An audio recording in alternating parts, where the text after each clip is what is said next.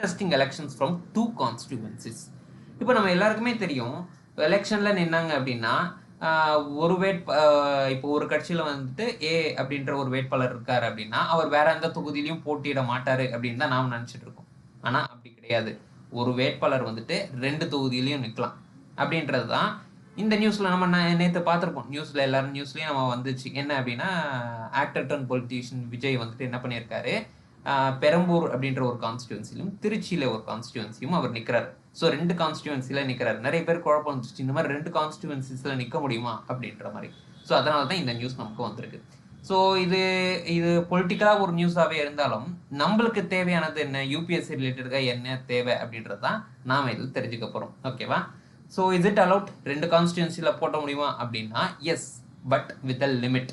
ஓகேவா? 2 போடலாமா, 3 போடலாமா, 4 கான்ஸ்டியூன்சியில் போட்டி போடலாமா அப்படின்றதெல்லாம் கிடையாது. There is an limit. என்ன லிமிட் அப்படின்னா ஒரு கேண்டிடேட் அப்படின்றவங்க 2 கான்ஸ்டியூன்சிஸ்ல தான் நிற்க முடியும். ஓகேவா? அதுக்கு மேலே நிற்க முடியாது. முன்னாடி வந்துட்டு அன்லிமிட்டடாக இருந்துச்சு. ஆனால் சில ரெகுலேஷன்ஸ்க்கு அப்புறம் என்ன பண்ணுறாங்க, ஒரு கேண்டிடேட்னா 2 கான்ஸ்டியூன்சிஸ்ல மட்டும்தான் நிற்க முடியும். ஓகேவா? as per law candidate can contest from maximum 2 constituencies at a time. ஒரே டைம்ல 2 கான்ஸ்டியூன்சிஸிலும் அவங்களால போட்டி போட முடியும். ஸோ இந்த லீகல் பேசிஸ் எதுல இருந்து வருது அப்படின்னு பார்த்தீங்கன்னா ரெப்ரசன்டேஷன் ஆஃப் பீப்புள் ஆக்ட் 1951ல. ஓகேவா? ஒரே கேண்டிடேட் 2 கான்ஸ்டியூன்சிஸ் 2 தொகுதியிலையும் போட்டி போடலாம் அப்படின்றது எது சொல்லுது, எது மூலயமா நமக்கு தெரிய வருது, ரெப்ரசன்டேஷன் ஆஃப் பீப்புள் ஆக்ட் 1951ல இருந்து நமக்கு தெரியுது. ஓகேவா? ஸோ ரெலவெண்ட் லீகல் ப்ரொவிஷன்ஸ் பார்த்தோம் அப்படின்னா இந்த ரெப்ரசன்டேஷன் ஆஃப் பீப்புள் ஆக்ட் 1951ல செக்ஷன் 33 கிளாஸ் ஏ கிளாஸ் 7ல என்ன சொல்றாங்க அப்படின்னா ஒரே கேண்டிடேட் 2 கான்ஸ்டியூன்சிஸ் 2 தொகுதியிலையும் அட் அ டைம்ல போட்டி போடலாம் அப்படின்றது சொல்லியிருக்காங்க. முன்னாடி நோ லிமிட்டா இருந்துச்சு. 2 தான் இல்லை, 3 போடலாம், 4 போடலாம் அப்படின்ற மாதிரி இருந்துச்சு. 4 தொகுதியிலையும் போட்டி போடலாம் அப்படின்னு இருந்துச்சு. ஆனா இப்போ 2 கான்ஸ்டியூன்சிஸ்ல மட்டும்தான் போட முடியும் அப்படின்ற ரெகுலேஷன் இருக்கு. ஓகேவா? ஸோ இப்போ எல்லாருக்குமே கேட்பீங்க, சார் 2 தொகுதியில போட்டு போடுறாங்க, ஏதோ ஒரு தொகுதியில ஜெயிச்சா ஓகே, ஒரு தொகுதியில தோத்து போயிட்டாங்கன்னா எந்த தொகுதியில் ஜெயிச்சாங்களோ அவங்க வந்துருவாங்க அப்படின்னு சொல்றீங்க. ஆனா இப்போ இன்கேஸ் 2 தொகுதியிலுமே ஜெயிச்சிட்டாங்க அப்படின்னா என்ன சார் பண்ணுவாங்க அப்படின்னு கேட்டீங்கன்னா இந்த கேண்டிடேட் 2 தொகுதியில ஜெயிச்சார்ல அவருக்கே அந்த ஆப்ஷன்றது கொடுப்பாங்க. நீங்க ஏதாவது ஒரு தொகுதி சூஸ் பண்ணி நீங்க ஏதாவது ஒன்றத்தை ரிசைன் பண்ணுங்க. ரிசைன் பண்ணிட்டீங்க அப்படின்னா அதுக்கு அடுத்து என்ன நடக்கும், அந்த ரிசைன் பண்ண தொகுதியில திரும்ப பை எலெக்ஷன் திரும்ப நடக்கும். ஓகேவா? ஸோ இது ஏன் நிறைய பேர் இதை இது பண்றாங்க, கிரிட்டிக் பண்றாங்க அப்படின்னு பார்த்தீங்கன்னா இப்போதான் எலெக்ஷன் நடக்குதுன்னு வச்சுக்கோங்களேன். இப்போ April 23 தமிழ்நாடுல எலெக்ஷன் நடக்க போகுது. இப்போ ரெண்டு கான்ஸ்டியூன்சிஸ்லையுமே என்ன பண்றாங்க, நிக்கிறாங்க. இப்போ அந்த 2 கான்ஸ்டியூன்சிஸ்லையுமே அவர் ஜெயிச்சிடுறாங்கன்னு வச்சுக்கோங்களேன். ஒரு சீட்ல என்ன பண்ணி ஆகணும், அவரு ரிசைன் பண்ணி தான் ஆகணும். அப்போ அந்த சீட்ல ரிசைன் பண்ணக்கூடிய அந்த சீட்ல என்ன நடக்கும், பை எலெக்ஷன் திரும்ப நடக்கும். ஓகேவா? இதனால என்ன ஆகுது, நம்ம டாக்ஸ் பே பண்ற அந்த மணின்றது ரொம்ப வீணா போகுது, வேஸ்டா போகுது அப்படின்றாங்க. ஓகேவா? அதே மாதிரி அட்மினிஸ்ட்ரேட்டிவ் பேர்டனும் இதனால கிரியேட் ஆகுது அப்படின்றாங்க. ஓகேவா? ஸோ இதனால தான் ஸோ 2 வின் பண்ணா என்ன ஆகும், ஒன்றுத்துல அவர் தொடர்வாரு, ஒன்றுத்துல ரிசைன் பண்ணிட்டு அந்த சீட்ல திரும்ப ரீ எலெக்ஷன் நடக்கும், பை எலெக்ஷன் நடக்கும் அப்படின்றது பார்க்குறோம்.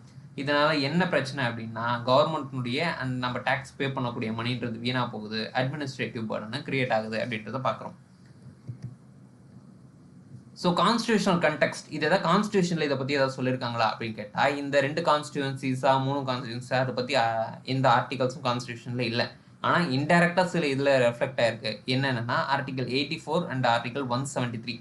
இதுல என்னன்னா qualification of for parliament as state லெஜிஸ்லேச்சர்ஸை பத்தி பேசுது. அதே மாதிரி ஆர்டிகல் 101 கிளாஸ் 2, ஆர்டிகல் 190 கிளாஸ் 2. இதுல என்ன சொல்றாங்க அப்படின்னா a person cannot hold 2 seats simultaneously, he must vacate 1 அப்படின்றாங்க. ஓகேவா? So article 101 clause 2, article 190 clause 2 இது இன்டைரக்டா என்ன பண்ணுது, இந்த இது சொல்லுது. டைரக்டா இந்த மாதிரி எந்த ப்ரொவிஷன்ஸுமே கான்ஸ்டியூஷன்ல இல்லை. ஓகேவா?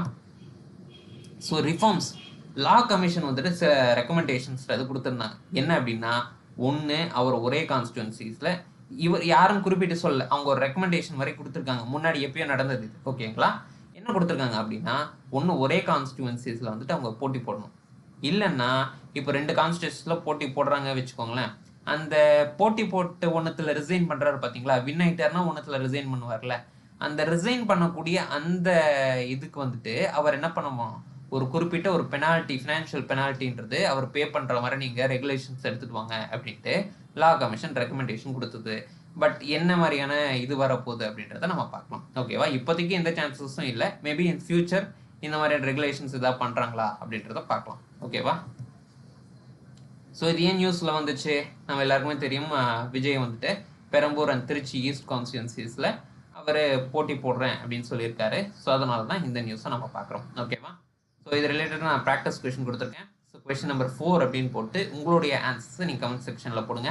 ஸோ உங்களுக்கு வேறு ஏதாவது இந்த கரண்ட் அஃபேர்ஸில் ஏதாவது டவுட்ஸ் இருந்துச்சு அப்படின்னா இந்த கீழே தெரியக்கூடிய இந்த நம்பருக்கு நீங்கள் காண்டாக்ட் பண்ணுங்கள். இல்லை வேறு ஏதாவது கரண்ட் அஃபேர்ஸ் ரிலேட்டடாக உங்களுக்கு டவுட்ஸ் இருந்துச்சுன்னா இந்த கீழே தெரியக்கூடிய இந்த நம்பருக்கு காண்டாக்ட் பண்ணுங்கள்.